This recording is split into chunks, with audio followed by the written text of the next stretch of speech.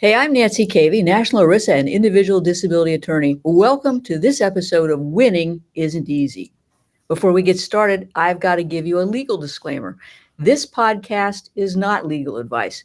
The Florida Bar Association says that I've got to say this, and now that I've done that, nothing will ever prevent me from giving you an easy to understand overview of the disability insurance world, the games that disability carriers play, and what you need to know to get the disability benefits you deserve. So off we go. I am so excited about today. We are going to be diving into a topic that's increasingly vital in the worlds of medicine, but disability advocacy and disability insurance. And what we're going to be talking about today are cardiopulmonary exercise testing, or CPET. Now, if you've never heard of it before, or if you only heard that term in passing, you're not alone. But this powerful diagnostic tool is playing a growing role in helping patients with complex chronic diseases like ME/CFS, long COVID, fibromyalgia, to prove something that they've long known. And that is that their symptoms are real, measurable, and physically and cognitively limiting. So to help us unpack all of this, I'm thrilled to have Dr. Betsy Keller, a leading expert in CPETs. She has decades of experience in exercise science, and she's been at the forefront of using CPETs to better understand complex chronic illnesses and to support patients in both a clinical setting and in a disability claim setting. So in this episode, we're going to talk about basics. What's a CPET, what it measures, how it differs from other forms of exercise testing, but we're even going to go deeper. We're going to talk about how a CPET is used in disability claims, what makes that test valid in the eyes of disability insurance carriers or plans, and how to balance the need for objective data with the very real risk of triggering harm in vulnerable patients. And this is a conversation that I've been looking forward to. So let's get into it. As I said, we're going to talk about the introduction to and foundations of CPETs, CPETs in the context of long-term disability claims, and best practices and advice. So we're going to take a quick break. We're going to be coming back, and Dr. Keller is going to be talking about this whole process, and we've got some great slides. So we'll be back in a second. You've been robbed of your peace of mind by your disability insurance carrier? You owe it to yourself to get a copy of Robbed of Your Peace of Mind, which provides you with everything you need to know about the long-term disability claims process. Request your free copy of the book at caveylaw.com today. Welcome back to Winning Isn't Easy. So, Dr. Keller, let's talk about the introduction to and foundations of CPET. Can you please introduce yourself and tell us a bit of your background and how you work with CPET testing, and then talk about what CPET testing is, how it measures things, and how it's different from other testing? Thanks, Nancy. Thank you for having me, first of all, and for doing this. I have a doctoral degree, a PhD in exercise science, and I've been doing cardiopulmonary exercise testing on all levels of functional ability since the 80s, and but more specifically for people who have fatiguing illnesses since the early 2000s. So 22, almost 23 years now, for people with myalgic encephalomyelitis, fibromyalgia, Lyme, cancer-related fatigues, and more recently, of course, with patients who have long COVID.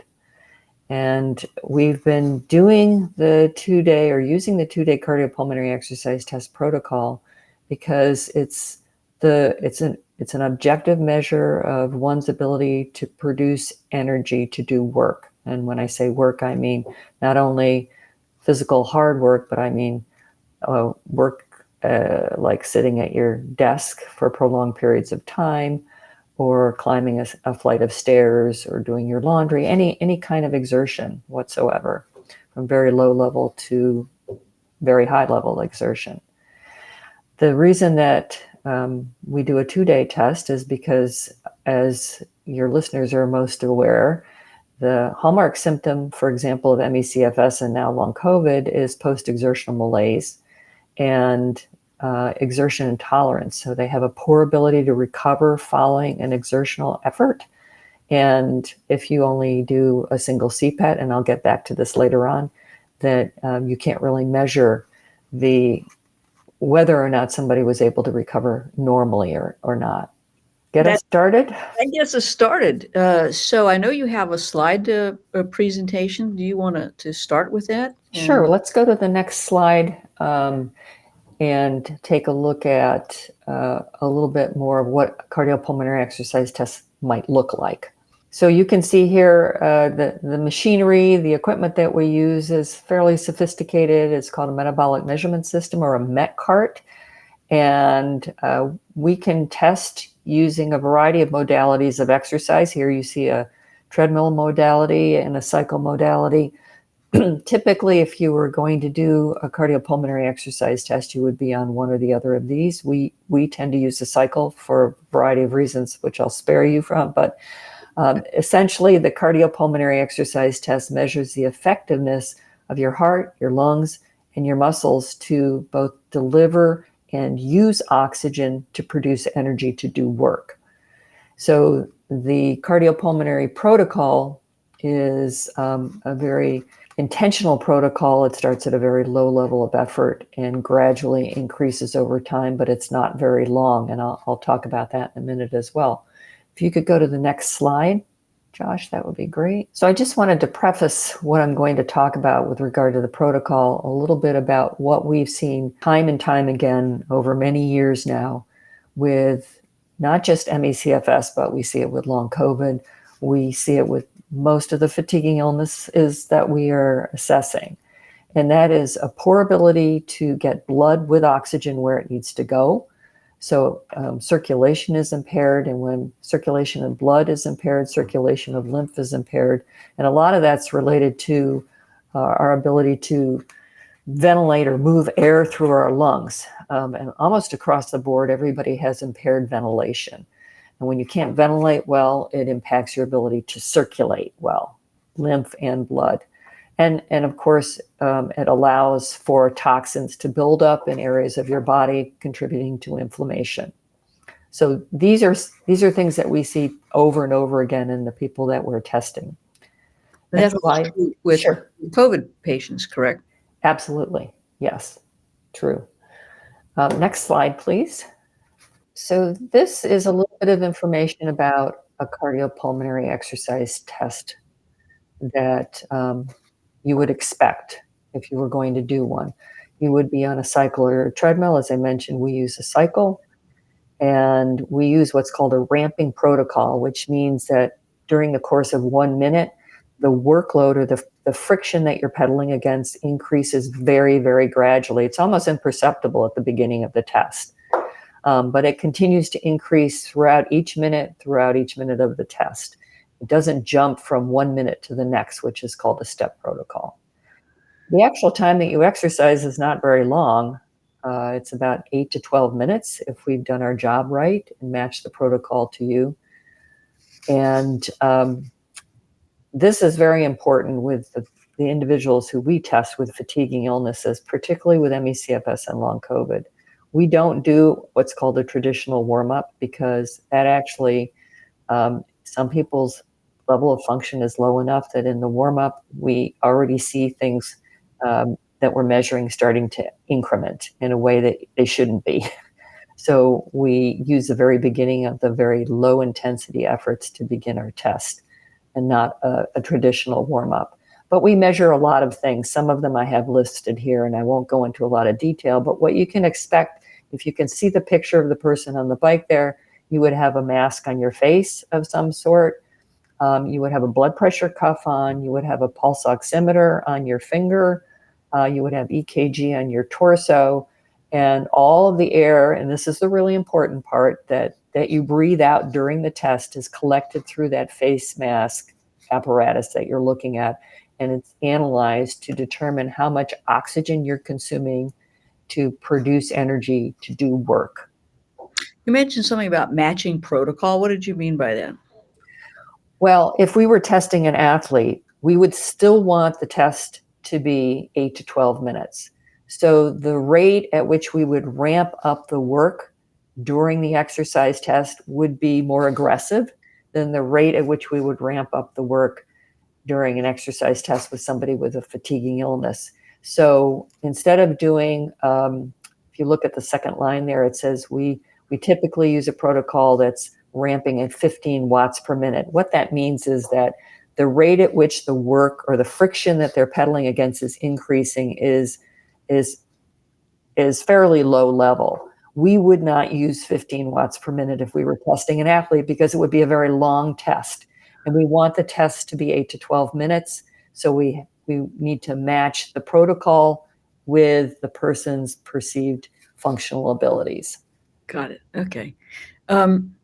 Nancy might want to speak to this more than I do, but typically what we've experienced is that attorneys are usually seeking 3 major pieces of evidence to help support a case of disability. If there is indication of orthostatic intolerance or OI, then they might ask for a tilt table test, or sort of what we would call the poor man's tilt table test, a test that can be done in the doctor's office, the NASA lean test. A neurocognitive assessment, because as you know, brain fog is part and parcel of the illness, both long COVID and ME/CFS. And then the third would be the 2-day cardiopulmonary exercise test to provide objective evidence of your ability to produce energy and your ability to recover normally or not following an exercise challenge. You're absolutely correct, because we have a lot of POTS cases, so we absolutely want to see the tilt table test or the poor man's equivalent. I will tell you, we are somewhat reluctant to get neurocognitive assessments if the disability insurance policy has what I call the Monty Python wafer thin mental nervous limitation, Right. where it says benefits are limited to just 2 years if the person's disability is caused, and here's the key word, contributed to as a result of any psychological condition. And often, I'm sure you encounter this too, is our clients are legitimately depressed or anxious or even have post-traumatic stress disorder syndrome. And sometimes disability carriers will seize on that diagnoses to try to limit benefits to just 2 years. So if we're going to be using the neurocognitive testing, we are really trying to tease out what in fact is going on and establish that any psychological issues do not contribute to the person's disability. And then, of course, obviously, we're using the CPET exam. Yes, and the interesting thing about that is that people who have primary depression, it's well established. There are many studies that show graded exercise therapy helps people with primary depression. And we don't typically see primary depression. Maybe if they've been sick for a very long period of time, maybe with the ME/CFS, because oftentimes they've been sick longer, but usually we see a secondary depression. And exercise therapy does not help necessarily with secondary depression if they have a fatiguing illness. So, if it's primary depression, they might get a graded exercise therapy prescription to help with that, and you'll see improvements, but you won't with people who have depression related to their illness as a secondary effect. So thank you for clarifying that. How is the CPET exam different from any other standard stress tests, for example, that you might see in a cardiac type situation? Well, the term stress test has been used a lot, and stress tests might include everything that I showed in the previous picture, except the mask on the face where they're collecting oxygen and analyzing oxygen and carbon dioxide. So you could do a cardiac stress test with the EKG on, because what they're primarily interested in is that the ticker is working well when we exercise challenge you, right? Right. But it may not, and oftentimes does not, include the gas exchange measures. So there would be no face mask on there. There would be a blood pressure cuff and probably a pulse oximeter or two, but not the face mask necessarily. I think more clinics and more cardiac rehab testing is involving gas exchange measures now too, but not necessarily. And obviously, it's that exchange that goes to the fatigue issue. That's the real important part for assessing, again, your ability to use oxygen to produce energy to do work. So yes, we need that gas exchange measure. A few other items that I've listed down below there are also helpful, from a person with fatiguing illness, from their perspective, if they're keeping track of, a very simple way of identifying what they would consider a good day versus a bad day, some real simple way of tracking that. And, if they've electronically saved their story, I call it their story about what was life before and after the onset of your illness symptoms. And then one of the things that we ask in our preliminary questionnaires is, what percentage of your day do you spend lying or sitting down? And I guess the sort of the converse of that is, how many hours are you upright? And either one of those kind of, if you're paying attention to that, is also helpful to be able to report that as well. It's not objective, but it's helpful. Okay. So this has been really cool. Let's take a break and we will come back in a moment with